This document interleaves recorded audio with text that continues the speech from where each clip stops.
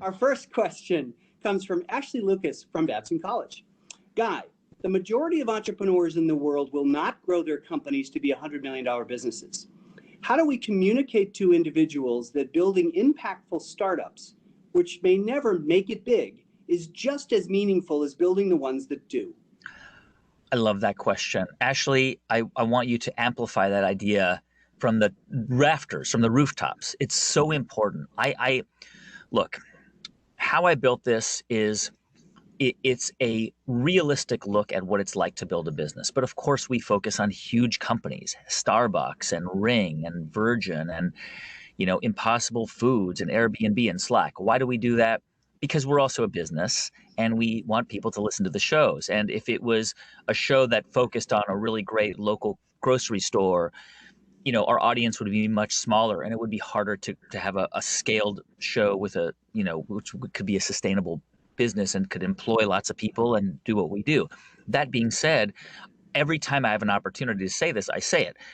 The corner grocery store in your community that is profitable is a better business than Uber, which has never made a dime. Okay. Right.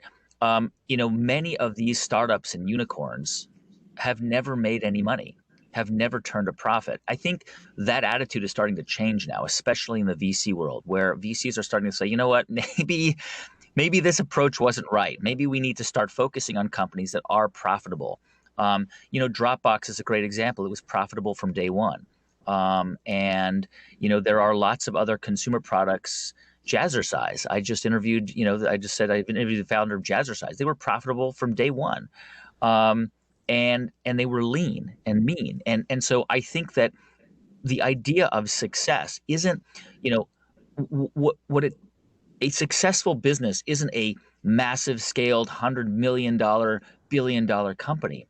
It's a company that is sustainable, that can sustain a person's life, can give you fulfillment, can maybe employ one or two other people and give them sustainable lives. My dad ran a very successful business. When he was 42 years old, he opened up a jewelry store selling pearls. He had no experience in this. He was an engineer. He had worked for defense contractors in Southern California.